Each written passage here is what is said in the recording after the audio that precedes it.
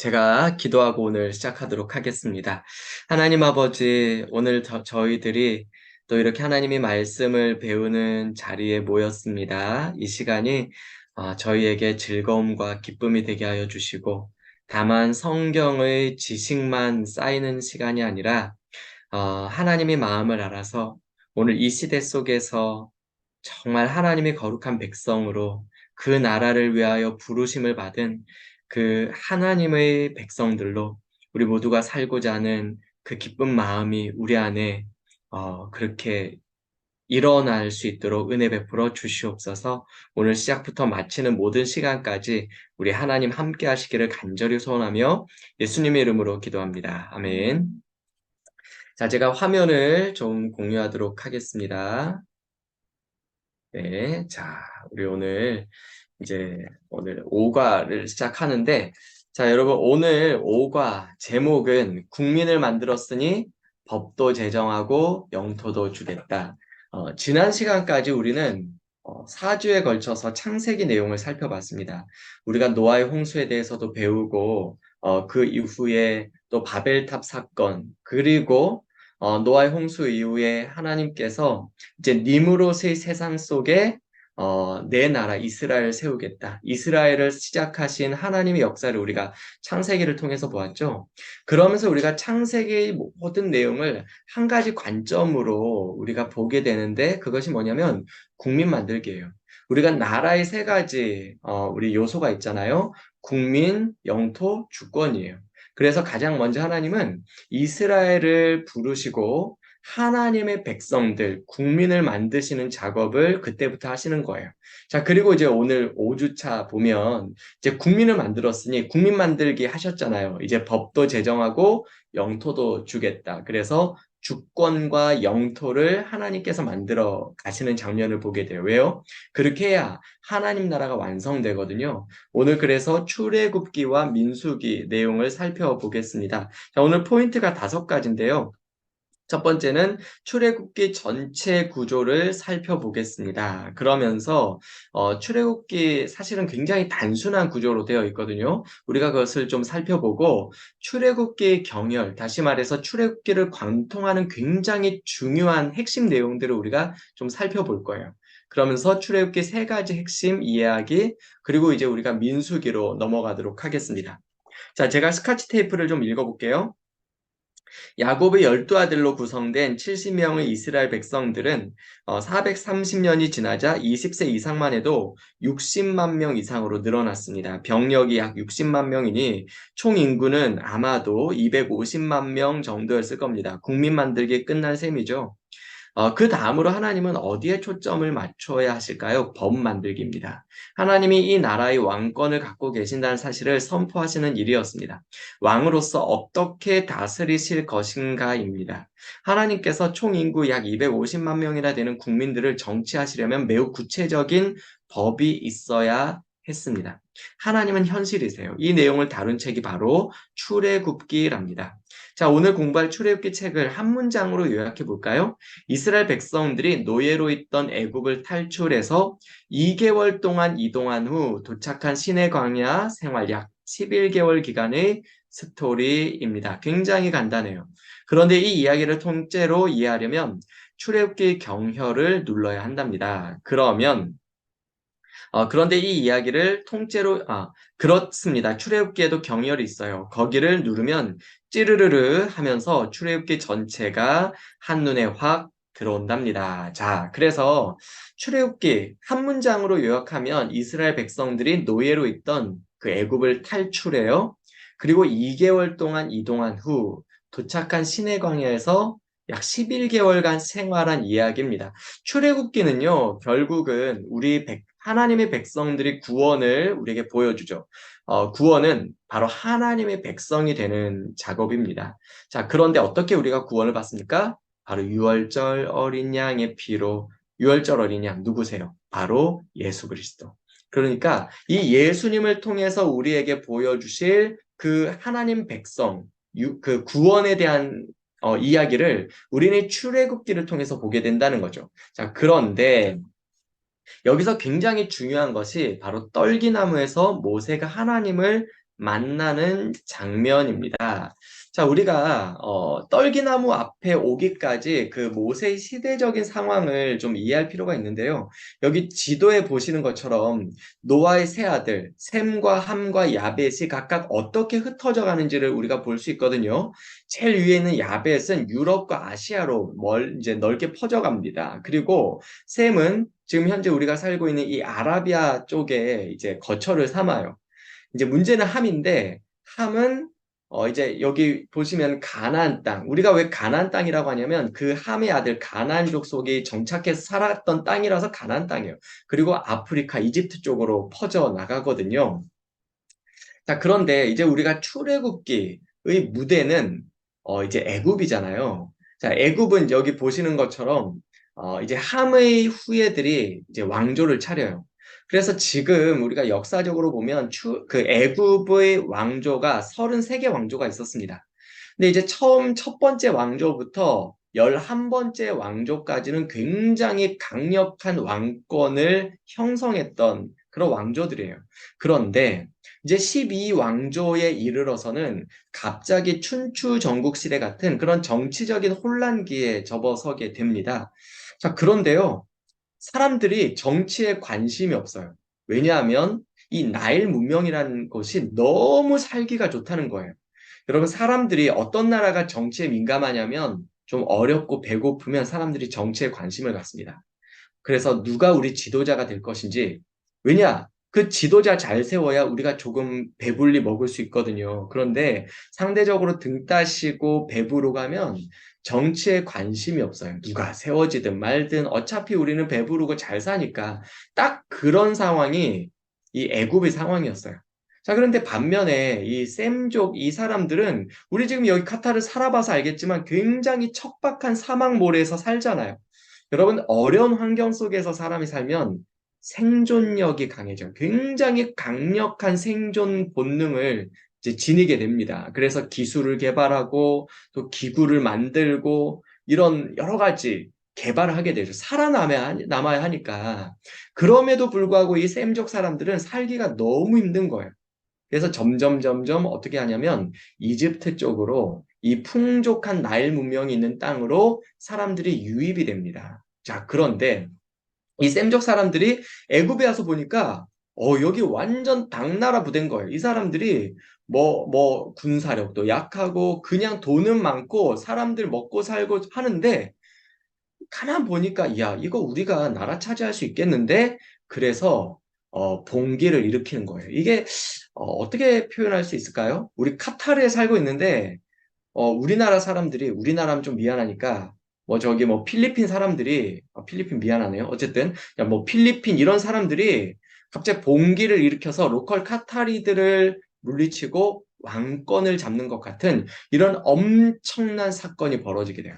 그래서 이 15대 왕조부터는 셈족 후손들이 이 애굽의 왕조를 차지하게 되는데 이방 사람들이 차지한 왕조다라는 의미로 힉소스라는 이름을 갖게 돼요. 그래서 애굽 왕조 중에서 15대 왕조부터 17대 왕조까지는 힉소스 왕조가 이어지게 됩니다.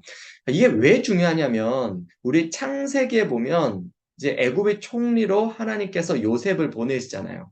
그 당시에 힉소스 왕조가 지금 왕권을 차지하고 있었어요. 그러니까 여러분 여기서 우리는 이 하나님이 역사를 어떻게 만들어 가시는지를 볼 수 있는 것이죠. 하나님께서 그 셈족의 후예들을 애굽에 그 왕조를 세우게 하시고 무대를 다 만들어 놓으시고 그리고 그들을 통해서 셈의 후예였던 이스라엘 백성들, 이스라엘 자손들을 요셉을 통하여 구원하게 하신 거예요. 자, 그런데 우리가 역사적으로 보면 이 힉소스 왕조가 그렇게 오래 가지 않습니다. 한 200년 정도 가는 것 같아요. 결국 이제 다시 함의 후예들이 왕조를 되찾게 돼요. 그럼 이제 어떻게 되겠습니까? 이 사람들은 이제 힉소스의 기록과 기억을 지워나가기 시작합니다. 그래서 우리 출애굽기 1장에 보면 이제 요셉을 알지 못하는 새 왕이 일어나서 애굽을 다스렸다. 그 상황이 바로 이런 상황이에요. 요셉을 모르죠. 왜요? 그 힉소스에 대한 모든 문명, 그 어떤 기록과 문서와 다 없애버렸거든요. 그러니까 요셉을 알지 못하는 새 왕, 이 함의 후예들이 왕조를 차지하게 된 것이죠. 자, 그런 상황에서 이제 우리가 좀, 이 내용을 좀 좀 알아볼 필요가 있는데, 지금 출애굽기 1장에서, 이제 애굽의 왕, 그러니까 요셉을 알지 못하는 왕이 누구냐면 투트모스 1세입니다. 투트모스 1세의 본처가 아모스라는 사람인데, 아들 둘, 딸 둘을 낳았어요. 그런데 이 두 아들이 병에 걸려서 일찍 다 죽습니다. 그래서 이제 딸 둘만 남았는데 그 딸 중에서 굉장히 유명한 딸이 하셉수트예요. 자, 어쨌든 아들이 죽었기 때문에 투트모스의 1세는 후처를 통해서 아들을 낳아요. 그 아들이 투트모스 2세입니다. 그리고 자신의 딸인 하셉수트하고 결혼시켜요. 자, 그런데 안타깝게도 하셉수트는 아들을 못 낳습니다. 네프르레라는 딸만 하나 낳아요. 그래서 투트모스 2세는 또 후처를 둬서 아들을 낳는데 투트모스의 3세예요.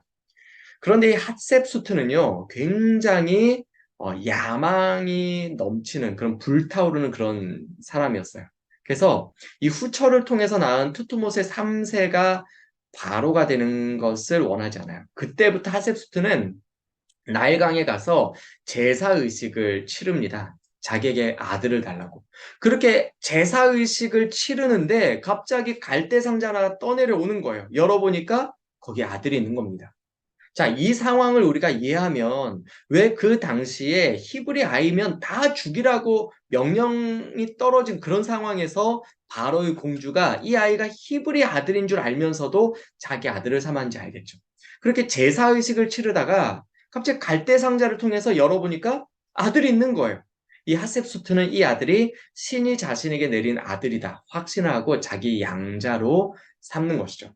자, 그래서 혹시 여러분 이집트 왕자라는 그 애니메이션을 보셨어요? 거기 보면 이제 투트모스 3세 람세스라고 나오는데 모세와 람세스가 굉장히 돈독한 형제 관계로 나오지만 아니요, 사실은 정적 관계예요. 굉장히 불편합니다. 자, 이런 상황을 우리가 이해해야 나중에 우리가 성경에서 모세가 나이 40이 되었을 때 그 애굽 병사 하나를 죽였다고 해서 여러분 모세는 지금 법적으로 바로의 아들이잖아요. 공주의 아들이잖아요. 그런데 왜 그게 그렇게 무서워서 미디안 광야로 도망쳤는지를 알게 돼요. 안 그래도 투트모스 3세 입장에서는 모세는 눈에 가시 같은 그런 존재거든요. 그런 상황에서 지금 건수 하나 없나 이런 상황에서 이 히브리 사람이 히브리 아들이 이 우리 애굽 병사를 죽였다. 이거 굉장히 좋은 건수가 생긴 겁니다. 그래서 모세가 결국은 두려워서 미디안으로 도망치게 된 것이죠. 자, 물론 이런 모든 과정 속에 사실은 하나님의 예배하심이 다 있어요. 자, 그래서 이제 40년이 더 지나서 모세가 80세가 되었을 때 드디어 이제 하나님께서 모세를 부르시는데 떨기나무에서 부르시죠. 굉장히 우연한 상황에서 하나님이 모세를 부르십니다. 출애굽기 3장 1절에 보시면 모세가 그의 장인 미디안 제사장 이드로 양떼를 치는데 갑자기 그 양떼들을 치다가 자기도 모르게 하나님의 산 호렙에 이르게 돼요. 그런데 거기서 우연히 떨기나무에 불이 붙어서 그런데 불이 붙었는데 떨기나무가 타질 않는 거죠. 그리고 여호와의 사자가 그곳에서 나타나시는 겁니다. 자, 굉장히 중요한 신경험이죠. 그때 이제 사자가 말하죠. 내가 있는 곳은 거룩한 곳이니 네 신을 벗으라. 자, 그리고 여기서 우리가 정말 주목해야 할 것은 이제 모세가 하나님, 내가 당신을 누구라고 말하리까 할 때 하나님이 모세에게 나는 스스로 있는 자다 이렇게 말씀을 하세요. 이 스스로 있는 자 이게 히브리어로 에흐에 아쉐르 에흐에라는 뜻입니다. 이게 이제 뭐 I am who I am이라고도 영어로 번역을 하고 I will be who I will be라고도 번역을 해요. 정확하게 뉘앙스를 좀 설명해 보자면 나는 앞으로 되어질 일들 속에서 나타날 그다. 이렇게 우리가 이해할 수 있습니다. 다시 말해서 모세가 하나님, 내가 당신을 누구라고 알 수 있겠습니까? 저는 당신은 모르겠습니다. 그 말이거든요.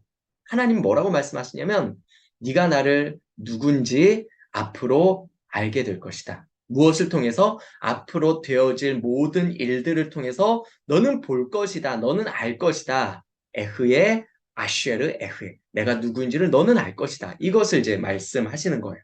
자, 그래서 이제 출애굽기의 그 이야기를 우리가 지도로 좀 이렇게 그려보면 굉장히 단순해요. 처음에 애굽 병사를 죽인 것 때문에 모세가 애굽에서 도망쳐서 미디안 광야로 나오게 되죠. 그랬다가 이 신경험을 통해서 여러분 호렙산 시내산 같은 말이에요. 자, 이 신경험을 통해서 결국 모세가 이제 다시금 이집트 바로 앞으로 가게 됩니다. 이 과정도 여러분 쉽지가 않아요. 자, 그런데 결국 하나님께서 다시금 모세를 통해 이스라엘 백성들을 이끌고 이제 다시금 이제 시내산까지 오게 되는 그 여정이 이제 우리가 출애굽기를 통해서 보게 되는 모든 이야기예요. 자, 그래서 이제 우리가 좀, 그 내용들을 이렇게 좀 지도를 통해서 좀 볼 텐데, 우리 77페이지 보시면 거기 이제 지도가 나와요. 자, 이런 지도가 나오죠. 자, 여기 보시면 우리 성경을 같이 좀 찾아볼까요? 자, 출애굽기 12장 한번 가보십시오. 출애굽기 12장. 자, 이제 이미 우리가 10가지 재앙 다 끝나고 이스라엘 백성들이 출애굽을 했어요. 출애굽을 해서 자, 37절 보시면 이스라엘 자손이 람셋을 떠나서 숫곳에 이르니 자, 람셋이 어디냐면 저기 1번이에요. 1번. 저 지도에 1번 저기 람셋을 떠나서 2번 숫곳에 갑니다. 자, 그리고 거기서 어디로 가냐면 이제 에담이라는 곳으로 가요. 자, 에담이라는 곳 13장 가볼까요? 우리 13장 20절 가보십시오. 13장 20절 보면 그들이 숲곳을 떠나서 광야 끝 에담에 진을 치죠. 자, 그런데 여기서 이제 구름 기둥과 불 기둥으로 하나님께서 이스라엘 백성들을 인도하세요. 자기 백성들을 광야에서 인도하시는 이 하나님의 인도하심 바로 여기서 시작이 되죠. 자, 그런데 그때 이제 이 애굽의 바로가 군대를 이끌고 이제 이스라엘 백성들을 쫓아옵니다. 그래서 이제 우리 출애굽기 14장에 보면 홍해를 건너요. 여기 이제 그림에 보면 저기 이제 에담에서 이렇게 여기 이렇게 안쪽으로 돌아오는 것으로 나오지만 사실은 이렇게 바다 홍해를 건너서 4번으로 오는데 자, 우리 15장으로 가보실까요? 15장 20절. 이제 모세가 홍해를 건너서 어디로 갑니까? 사흘길을 수르광야를 지나서 사흘길을 걸었지만 물을 얻지 못하죠. 그래서 어디로 가냐면 23절에 마라에 이르렀습니다. 마라가 저기 지도 4번에 있어요. 그리고 이제 쭉 내려가서 27절에 보면 그들이 엘림에 이르죠. 5번입니다. 자, 그리고 엘림에서 이제 어디로 가냐면 신광야로 갑니다. 이게 이제 17장 가보세요. 17장 1절에 보시면 이스라엘 자손의 온 회중이 여호와의 명령대로 이제 신광야에서 떠나서 어디로 가냐면 르비딤으로 가게 돼요. 7번입니다. 7번. 이 르비딤에서 두 가지 굉장히 중요한 사건이 일어나죠. 하나는 반석에서 물을 내는 거예요. 이스라엘 백성들에게 하나님께서 반석에서 물을 내게 하시죠. 그리고 그 유명한 르비딤 전투, 바로 모세가 손을 들면 이스라엘이 이기고 모세가 손을 내리면 아말렉이 이기는 이 르비딤 전투가 바로 여기서 있었습니다. 그래서 이 모든 일들을 지나고 이제 19장에서 드디어 이제 시내산에 도착을 해요. 8번. 자, 그런데 19장 1절에 보시면 이스라엘 자손이 애굽 땅을 떠난 지 3개월이 되던 날, 3개월이 되던 그 첫날이니까 여기까지 지금 몇 달 걸렸다는 거예요? 2달 걸렸다는 거예요. 그러니까 출애굽해서 람셋에서 출발해서 이제 시내산까지 오는데 한 2달 정도 걸렸다. 이렇게 우리가 알 수가 있겠습니다. 자, 그래서 우리 78페이지 자, 우리 78페이지 내용에 이제 우리 한번 다시 이 모든 내용들을 한번 쭉 정리를 해보자고요. 여기까지 내용을 정리를 하는 거예요. 자, 우리 성경을 같이 좀 찾아봅시다. 출애굽기 1장 5절 한번 보실까요? 자, 우리 출애굽기를 직접 좀 찾아보면서 내용을 좀 살펴봅시다. 자, 우리 1장 5절에 보면 야곱이 허리에서 나온 사람이 모두 70이요. 요셉은 애굽에 있었더라. 자, 그러니까 창세기에서 처음 입애굽, 출애굽, 그러니까 입애굽, 애굽으로 들어간 백성들이 몇 명이냐면 70명, 70명. 자, 그런데 7절에 보시면 이스라엘 자손은 생육하고 불어나 번성하고 매우 강하여 온 땅에 가득하게 되었더라. 하나님의 국민 만들기가 계속 이루어져 가고 있는 것이죠. 자, 여기서 생육하고 번성하여 이거는요, 창세기 1장 26절, 27절에서 생육하고 번성하여 땅에 충만하라, 땅을 정복하라, 정확하게 같은 단어가 여기에 지금 기록되어 있어요. 그러니까 지금 하나님께서 이스라엘 백성들에게 어떤 복을 주셨는지, 그들을 어떻게 국민으로 계속해서 만들어가고 계시는지 이런 것들을 보여주죠. 자, 그런데 8절에 가면 요셉을 알지 못하는 새 왕이 일어났다. 이제 힉소스 왕조가 이제 무너지고 다시금 함의 후예들이 이제 이집트의 왕조를 차지하게 된 거예요. 그래서 결국 그들의 힉소스의 모든 문서와 기록들 다 지워버렸습니다. 요셉을 알지 못한 새 왕이 일어났는데 그가 보니까 구절에 보니까 이 백성 이스라엘 자손이 우리보다 많고 강하도다. 그러니까 여러분 이 정도는 알 거 아니에요. 지금 그 셈족이 이렇게 자기들 땅으로 들어와서 왕조가 전복됐던 이야기를 그들은 적어도 그 정도는 알 거 아니에요. 그러니까 당연히 지금 이 셈족의 후에 이스라엘 백성들이 많아지는 게 지금 굉장히 불편한 겁니다. 어떻게든 숫자를 지금 조절해야 하는 상황이죠. 그래서 히브리 산파들을 통해서 이제 남자아이가 태어나면 죽여라. 그런데 히브리 사람들이 너무 건강해서 우리가 도착하기 전에 애들을 다 낳아버렸다. 결국 어떻게 합니까? 우리 1장 22절에 보니까 바로가 그 모든 백성에게 명령하 이르되 아들 태어나거든 나일강에 던지고 딸이거든 살려둬라. 자, 그런 상황에서 누가 태어나요? 모세가 태어납니다. 여러분, 모세의 출생이 왜 중요하죠? 하나님께서 자기 백성들을 돌보신다는 거예요. 우리 2장 23절 한번 가보세요. 2장 23절 보면 여러 해 후에 애굽 왕 죽었고 이스라엘 자손은 고된 노동으로 말미암아 탄식하며 부르짖으니 그 고된 노동으로 말미암아 부르짖는 소리가 하나님께 상달된지라. 24절도 보세요. 하나님이 그들의 고통 소리를 들으시고 아브라함과 이삭과 야곱에게 세운 그 언약을 하나님이 기억하사 하나님이 이스라엘 자손을 돌보셨고 그들을 기억하셨다. 그 증거가 뭐냐면 모세가 태어난 거예요. 그러니까 여러분 모세는요. 그러니까 하나님의 이 마음을 그는 아마 알았을 거예요. 그러니까 여러분 저는 이 세상에 우연히 태어난 사람은 한 사람도 없다고 생각합니다. 우리 모두에게는 하나님이 주신 비전이 있어요. 그러니까 이 땅의 신음과 탄식 소리를 들으시고요. 하나님은 저와 여러분들을 이 땅에 태어나게 하신 거예요. 우리가 인생 낭비하지 않으려면 세상의 헛된 것들로 방황하며 그렇게 살아가지 않으려면 여러분, 우리는 이 하나님의 마음을 알아요. 이 하나님의 마음을 알아야 우리는 그분의 부르심이 합당한 그런 거룩한 인생을 쓰임받는 삶을 우리가 살아가게 되는 거죠.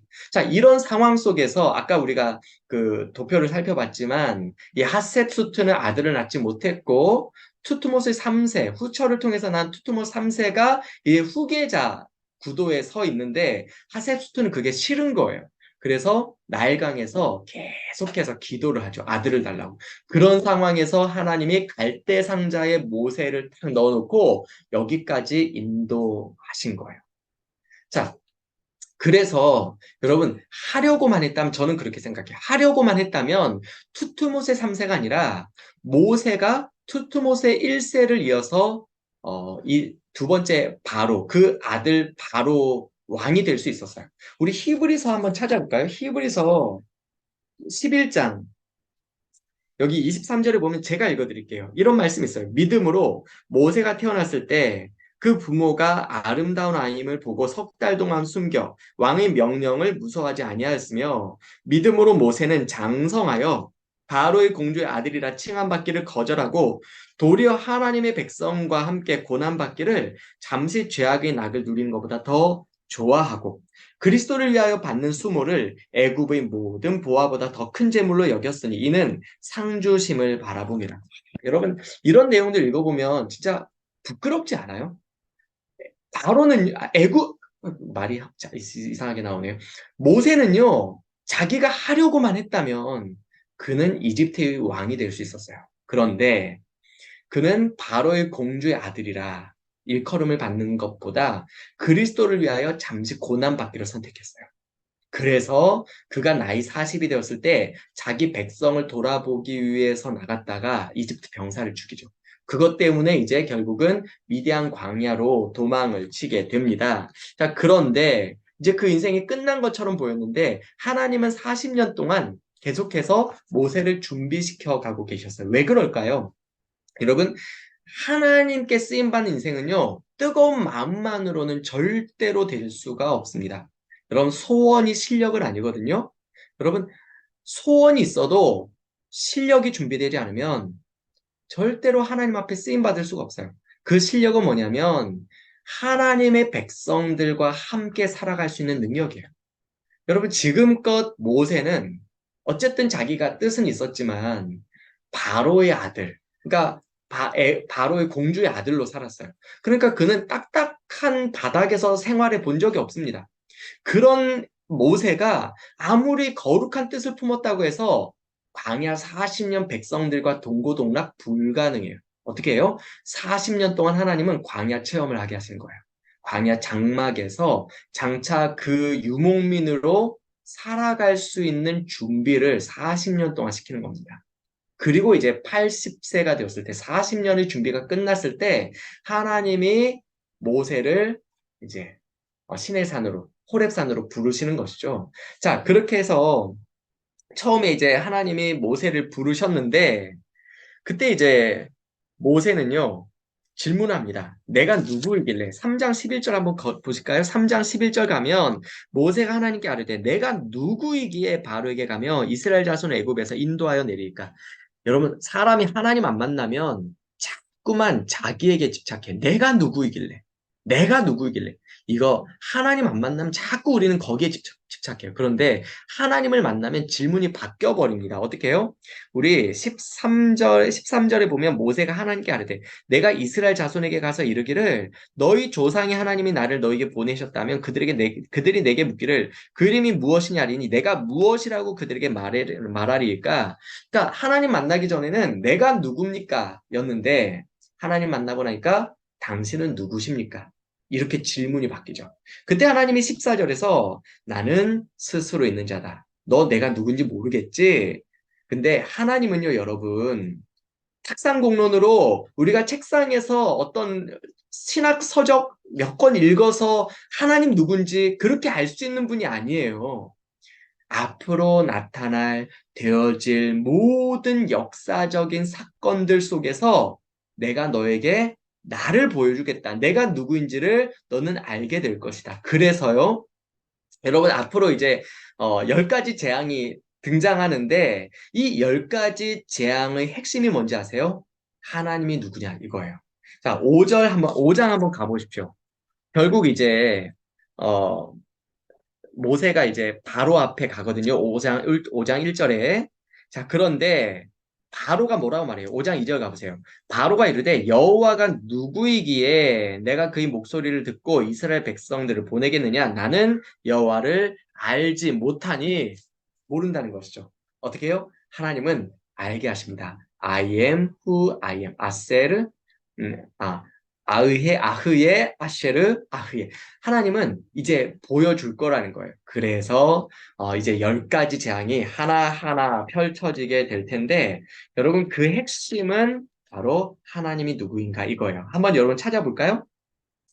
우리 7장 17절 가보십시오. 7장 우리 14절부터 보면 첫 번째 재앙, 물이 피가 되는 재앙인데 여기서 핵심 17절 이렇게 나와 있습니다. 여호와가 이같이 이르노니 네가 이로 말미암아 나를 여호와인 줄 알리라. 자, 그리고 두 번째 재앙 8장에 나오죠. 8장에 가면 이제 두 번째 재앙이 나오는데 여기서도 핵심은 하나님이 누구인가? 10절 가보세요. 8장 10절 가면 그가 이르되 내일이니라 모세가 이르되 왕의 말씀대로 하여 왕에게 우리 하나님 여호와와 같은 이가 없는 줄을 알게 하리니. 자, 셋째 재앙. 이제 16절부터 나오죠.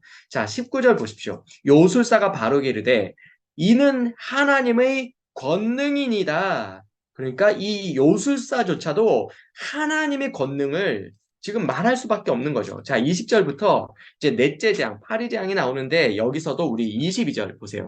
22절 가면 그날에 나는 내 백성이 거주하는 고센 땅을 구별하여 그곳에는 파리가 없게 하리니 이로 말미암아 이 땅에서 내가 여호와인 줄을 네가 알게 될 것이라. 자, 우리 9장 1절부터 보면 이제 다섯째 재앙, 가축의 죽음인데요. 우리 6절 가보세요.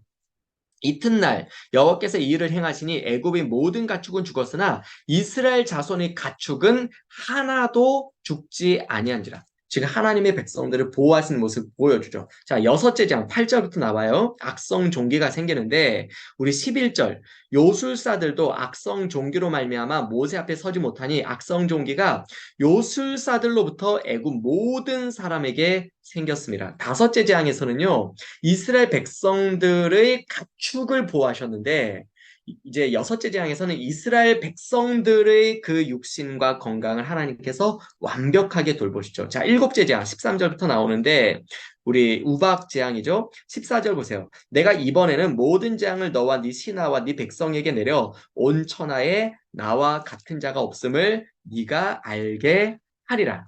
자, 우리 10장 가보시면 이제 여덟째 재앙, 메뚜기 재앙인데, 자, 여기서도 2절 보세요.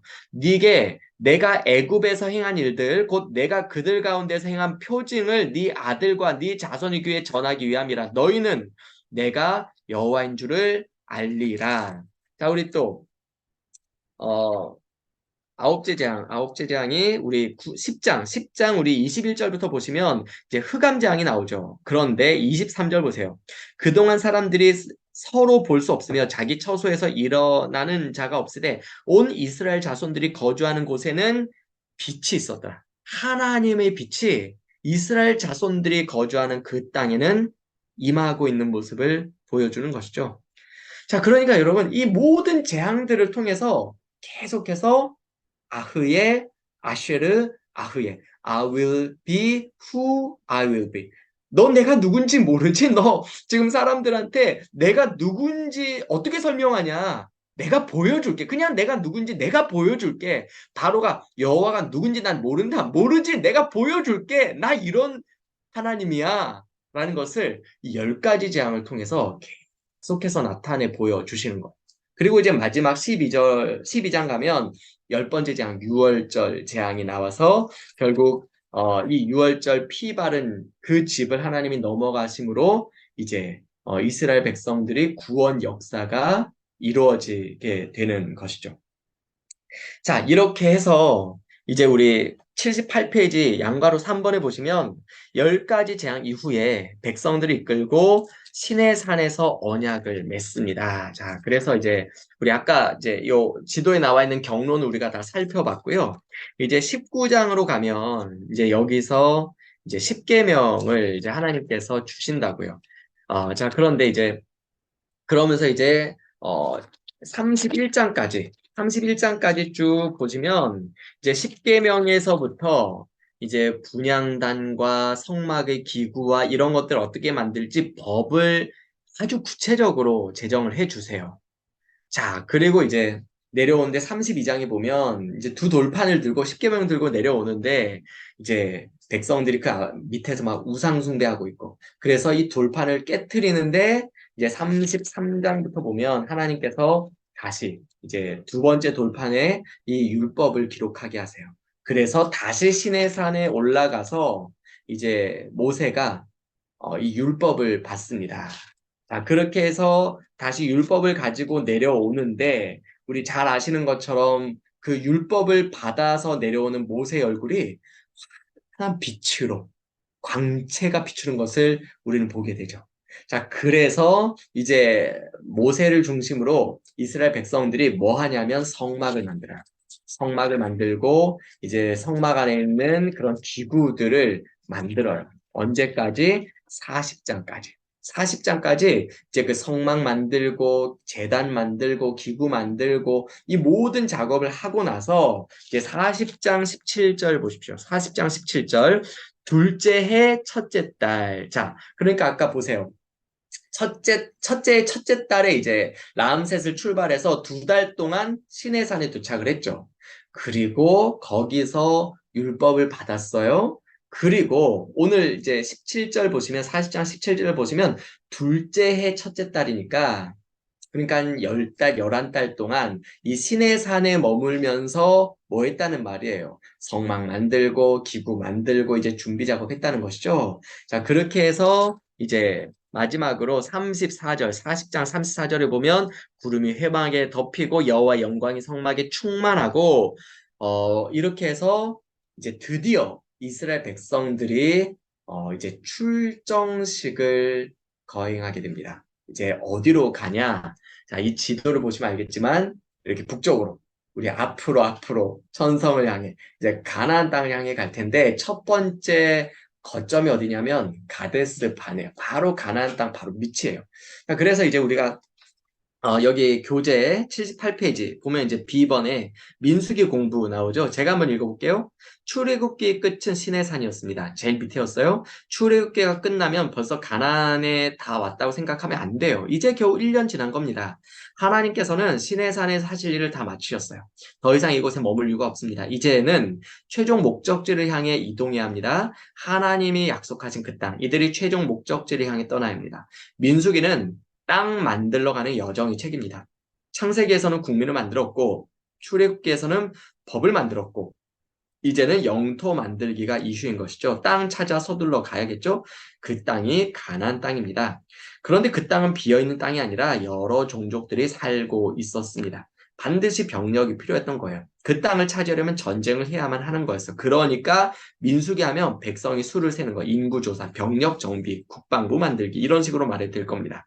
자, 민수기 어떻게 꿰뚫을 수 있을까요? 세 군데만 찍고 가봅시다. 그래서 세 군데가 저기 나와 있는 것처럼 시내산, 가데스 바네아, 그리고 모압 평지 이렇게 우리가 세 군데의 핵심 거점을 딱 찍어놓고 민수기를 좀 살펴보자 이거예요. 자, 그렇게 해서 이제 드디어 이제 시내산에서 이제 출발을 하게 되거든요.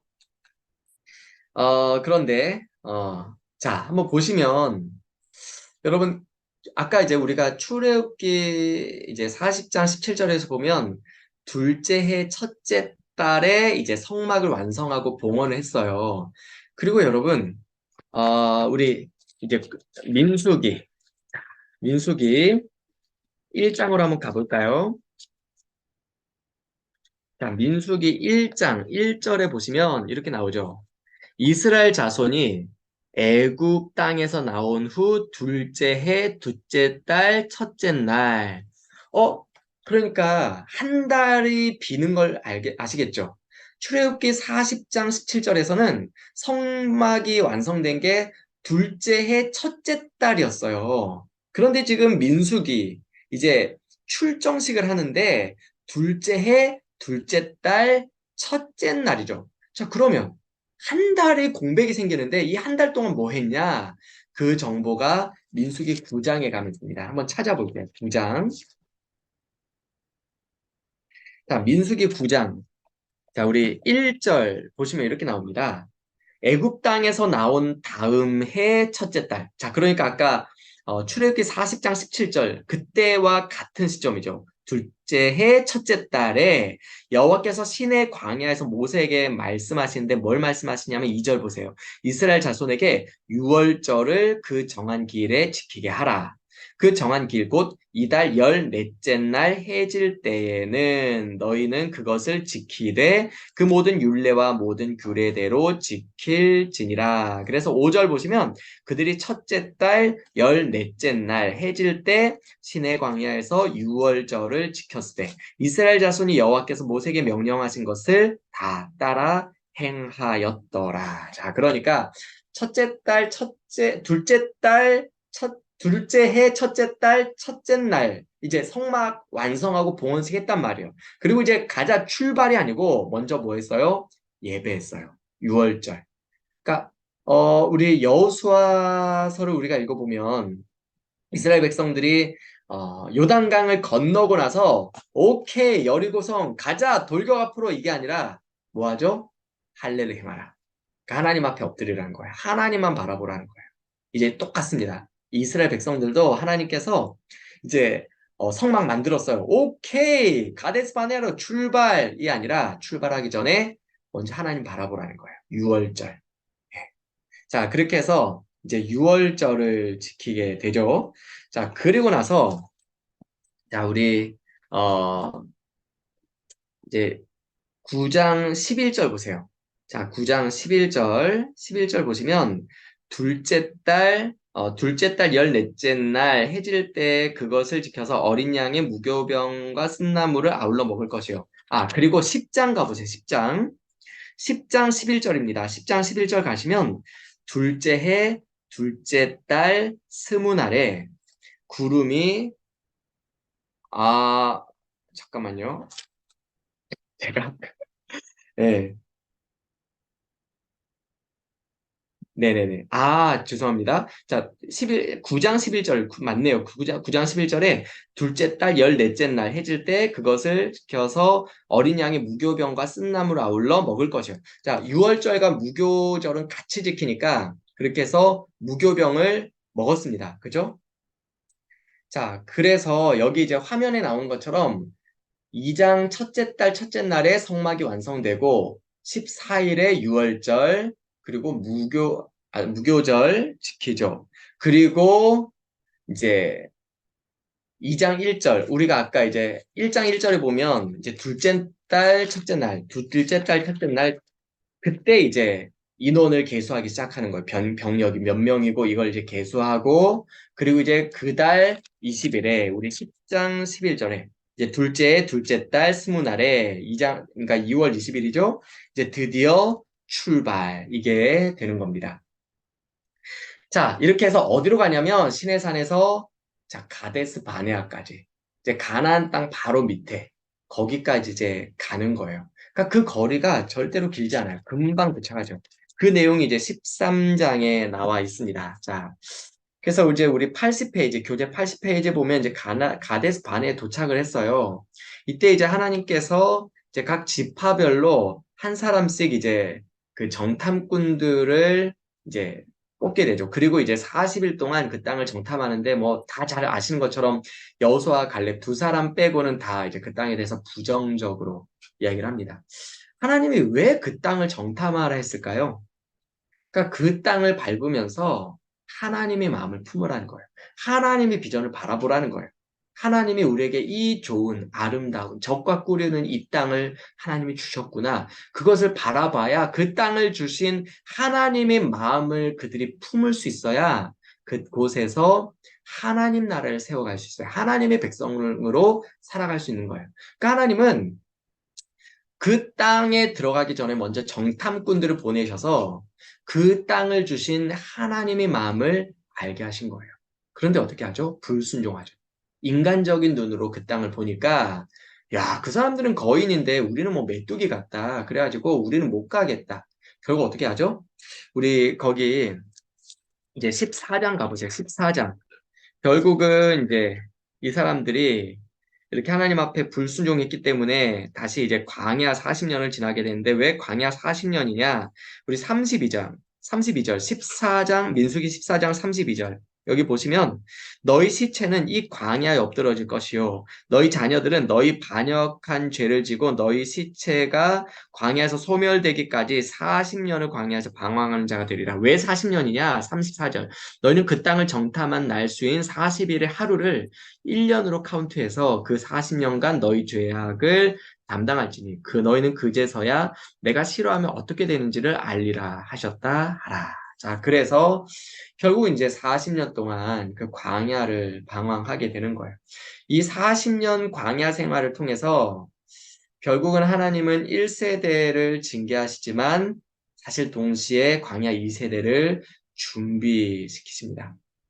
자, 그런데 이 광야 40년을 우리가 어떻게 좀 이제 역사를 한 줄로 정리하면 그냥 먹다 죽는 인생이에요. 여기 3번에 보면 우리 민수기 20장 한번 찾아볼까요? 민수기 20장. 이때가 이제 광야 생활한 지 38년이 되었을 때거든요. 거의 이제 40년이 다 끝나가는데 여전히 지금 이 사람들이 어떻게 하는지 한번 보세요. 20장, 민수기 20장 2절 보시면 회중이 무리 없으므로 모세와 아론에게 모여드니라 백성이 모세와 다투어 말을 이르되 우리 형제들이 여호와 앞에서 죽을 때 우리도 죽었더라면 좋을 뻔하였도다. 너희가 어찌하여 여호와의 회중을 이 광야로 인도하여 우리와 우리 짐승이 다 여기 죽게 하느냐? 너희가 어찌하여 우리를 애굽에서 나오게 하여 이 나쁜 곳으로 인도하였느냐? 이곳에는 파종할 곳이 없고 무화과도 없고 포도도 없고 석류도 없고 마실 물도 없도다. 지금 뭐예요? 결국은 먹는 거, 마시는 거, 이거 지금 우리 너무 힘들다. 이것 때문에 지금 불평하고 원망하는 것이죠. 우리 21장도 한번 가보실까요? 21장 또 우리 4절부터 보시면 백성이 호르산은 이제 저기 그 가데스 바네아에서 조금 더 위로 올라가요. 자, 호르산에서 출발하여 홍해 길을 따라 에돔 땅을 우회하려 했다가 길로 말미암아 백성이 마음이 상해요. 백성이 하나님과 모세를 향하여 원망하여 하되 어찌하여 우리를 애굽에서 인도해내어 이 광야에서 죽게 하는가? 이곳에는 먹을 것도 없고 물도 없도다. 우리 마음이 이 하찮은 음식을 싫어하노라. 하나님이 저 하늘의 만나를 날마다 내려 먹여주셨는데 그 하나님이 주신 양식을 하찮은 음식, 우리 싫다. 여러분 결국은 먹다 죽는 인생, 이게 광야 40년의 인생이었습니다. 자, 그래서 이 38년 동안의 기록이 그 13장, 이제 가나안 땅을 정탐한 그때부터 20장 13절, 여기까지 이렇게 볼 수가 있어요. 자, 그리고 이제 20장 14절부터는, 다시 가데스 바네아 쪽에서 이제 모압 평지를 향해서 가거든요. 그래서 가데스 바네아에서 이렇게 똑바로 가나안 땅으로 들어간 게 아니라 모압 평지, 그러니까 요단 동편으로 갔다가 거기를 점령하게 하고 이제 요단강을 건너서 가나안 땅에 들어가게 하세요.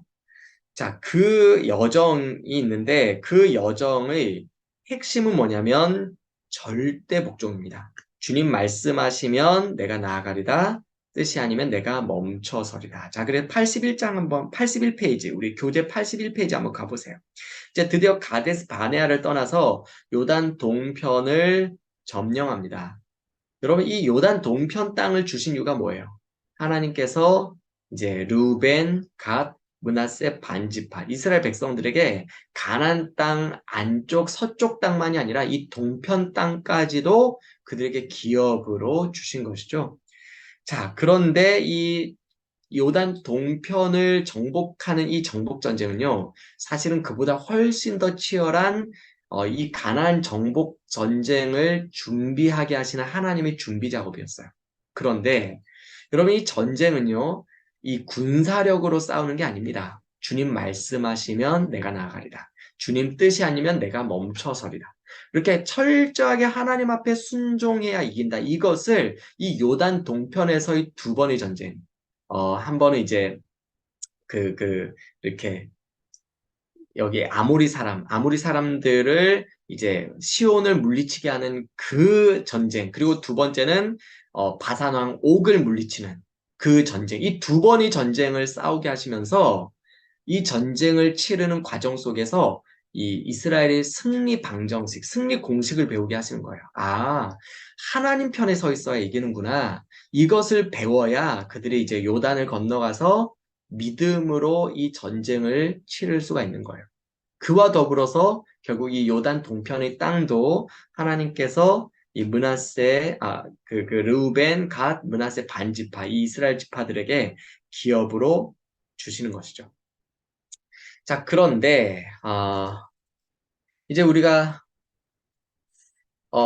이제 3번에 보시면 요단 동편, 이제 모압 평지에 도착을 하거든요. 근데 여기서 일어난 굉장히 가슴 아픈 사건이 민수기 25장에 나오는 바알 부올 사건이에요. 이 바알 부올 사건이 어떻게 일어난 사건이냐면, 우리가 민수기 22장부터 보시면, 민수기 22장부터 24장까지가 이 발람 이야기거든요. 발람 선지자. 그 내용 아마 여러분 다 아실 거예요. 이 모아방 십볼의 아들 발락이 이제 가만히 보니까 이 이스라엘 이 사람들이 지금 장난이 아니거든요. 아, 무서워요. 그래서 안 되겠다. 그래서 미디안 제사장이었던 발람을 불러요. 그래서 저 사람들을 저주해라. 그런데 이제 이 발람 선지자가 이제 오는 길에 한 가지 해프닝이 있었죠. 나귀를 타고 가는데 나귀가 막 자꾸만 벽에 붙어서 자기 다리를 막 상하게 하는 거예요. 이놈이 왜 이래? 그런데 갑자기 하나님이 눈을 열어주신데 그 바로 앞에 여호와의 사자가 칼을 들고 자기를 죽이려 하는 겁니다. 그래서 아이고 제가 잘못했습니다. 그때 이 여호와의 사자가 뭐라고 말하냐면 너는 가는데 내가 너에게 지시한 딱 그 말만 해라. 그러니까 이 발람이 너무 무서웠겠죠. 너무 무서우니까 하나님이 하게 하신 그 말씀 외에는 절대 못하는 거예요. 그러니까 우리가 이 발람 선지자 이야기를 읽을 때마다 발람이 되게 좋은 사람이구나. 아니에요. 발람은 전혀 그런 사람이 아닌데 이 일이 있었기 때문에 무서워서 딴짓을 못하는 거예요. 그래서 세 번에 걸쳐서 하나님이 이 미디안 이방 제사장을 통해서 이스라엘 백성들을 계속 축복하게 하죠. 결국 그래서 24장에 보시면 이제 결국은 이제 발람 선지자가 자기 곳으로 돌아갔다 이렇게 나와요. 그런데 사실은 그냥 돌아간 게 아니에요. 이게 오늘 이 성경은 자세하게 기록하고 있지 않지만 아마 발람 선지자 이렇게 얘기했을 거예요. 내가 이런 일이 있기 때문에 내 입으로는 저 사람들을 절대 저주를 못한다. 그런데 저 이스라엘 백성들 넘어지게 할 비법을 하나 얘기해 줄게. 속닥속닥속닥. 그게 뭐냐면 모압의 여인들이에요. 한번 보내봐. 그 사건이 25장에 나오는 겁니다. 그래서 25장 1절에 보면 이스라엘이 시딤에 머물러 있더니 백성이 모압 여자들과 음행하기를 시작하니라. 자, 그렇게 해서 결국은 이제 이스라엘 백성들이 음행을 하고 그것 때문에 9절에 보시면 연병이 일어나서 2만 4천 명이 죽는 이런 끔찍한 사건이 바로 이 모압 평지에서 일어납니다.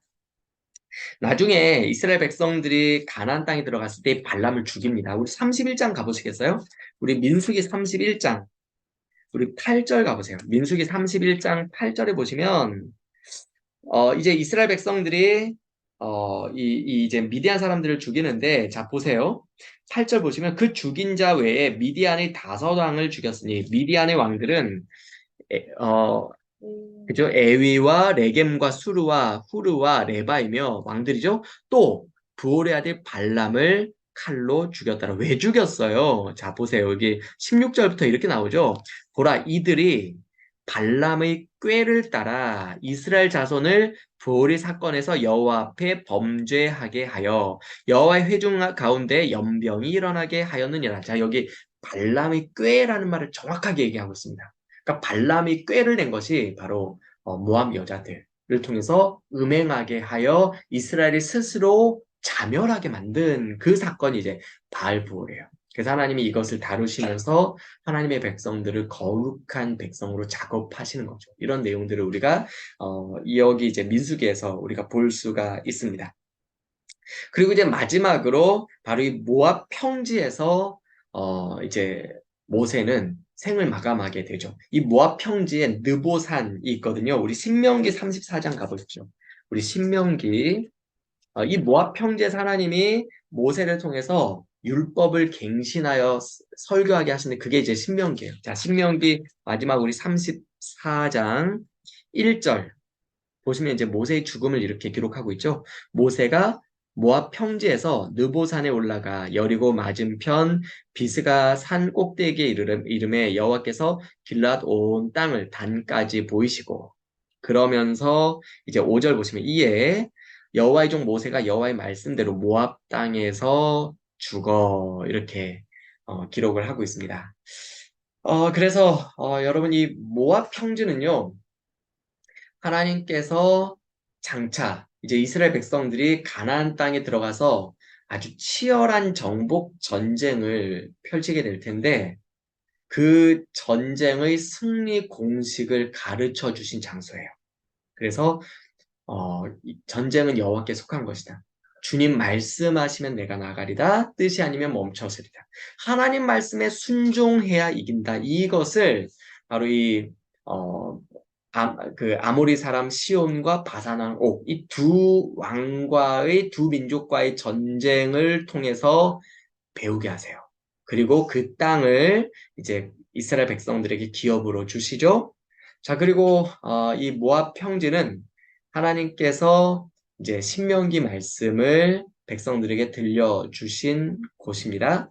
또 이 모압 평지는 하나님이 자기 백성들에게 거룩을 요구하신다는 사실을 보여주세요. 그래서 이스라엘 백성들이 거기서 모압 여자들과 행음하는데 그때 어떤 일이 일어나게 되는지를 이런 연병과 죽음을 통해서 가르쳐 주신 장소가 바로 이 모압 평지입니다. 그리고 이 모압 평지에서 하나님은 이제 너희가 이제 또 이제 가나안 땅으로 들어가면 땅을 어떻게 분배할 것인지 이런 원칙들도 사실은 다 알려주세요.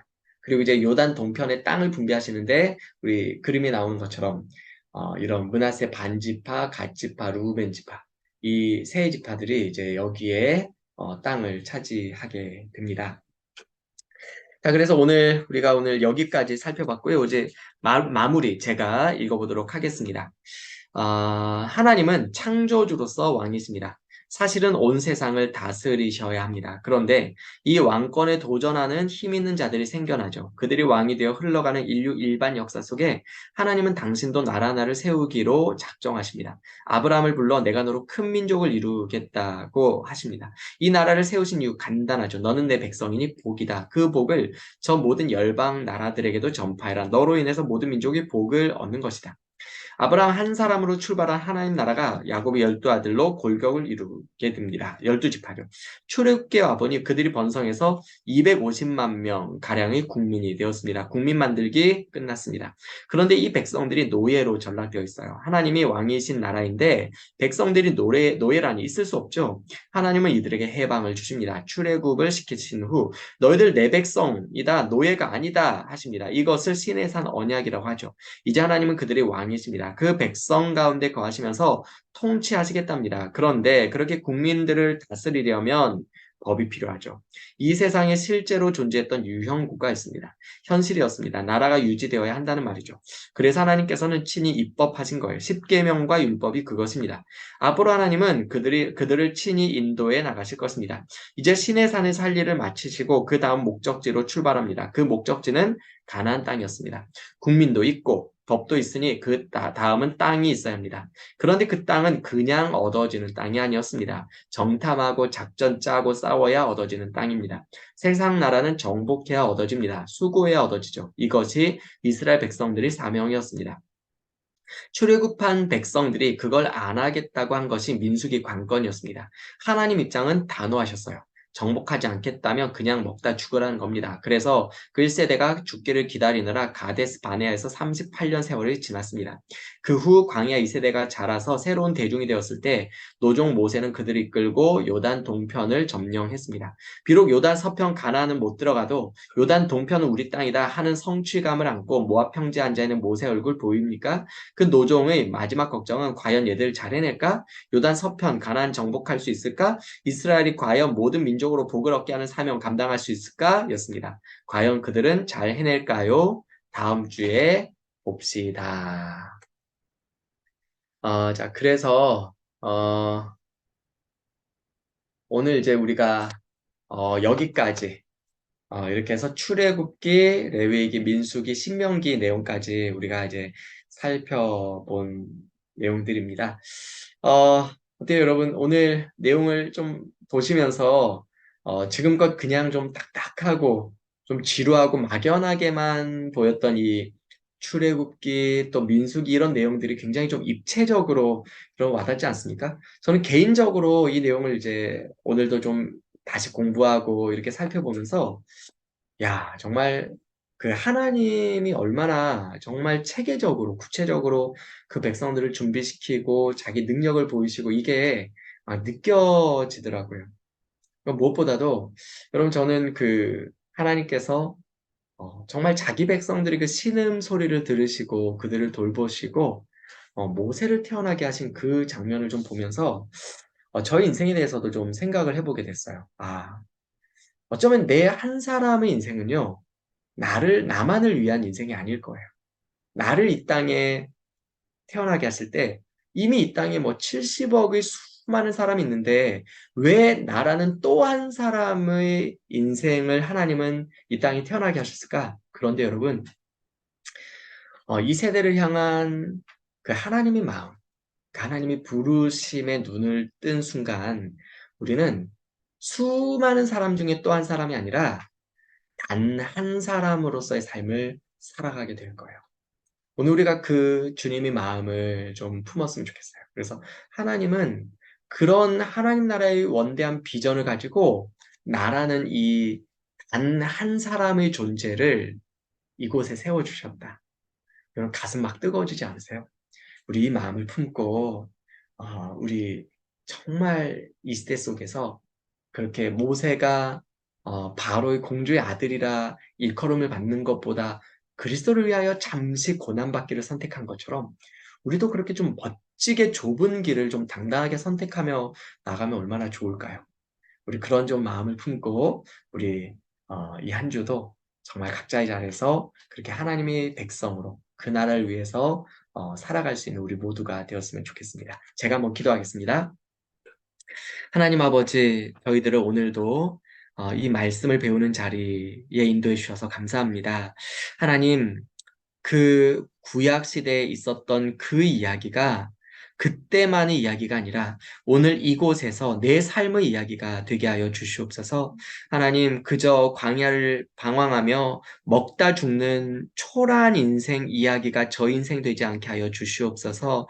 오히려 정말 모세처럼 그리스도를 위하여 고난받기를 당당하게 선택하며 나아갈 수 있는 그 이야기가 우리 인생의 이야기가 되게 하여 주시옵소서. 이제 내일은 주일입니다. 우리가 또 예배하며 이 주님의 마음, 그 주님의 부르심을 우리가 다시 한번 기뻐하며 그 나라의 백성들로 설 수 있게 하여 주옵소서. 예수님의 이름으로 기도하옵나이다. 아멘. 아, 자, 여러분, 이제 오늘 여기까지 이렇게 마쳤습니다. 오늘 이렇게 좀 현장에서는 못하고 여러분들과 함께 온라인에서 하게 되었는데, 그래도 이렇게 같이 여러분들하고 할 수 있어서 되게 좋은 것 같아요. 특별히 목요일은 저는 이제 개인적으로 또 설교 준비하면서 좀 이렇게 치열하게 보내는데, 오히려 이렇게 좀 잠시 내려놓고 여러분들하고 좀 이렇게 부담 없이 좀 같이 말씀 배우고 살펴보는 이 시간이 저에게도 굉장히 기쁜 시간이었습니다. 여러분, 우리 남은 우리 저녁 시간도 여러분 화이팅 하시고 우리 내일도 복된 기쁜 모습으로 같이 만나도록 하겠습니다. 여러분 사랑하고 축복합니다. 네, 평안하세요.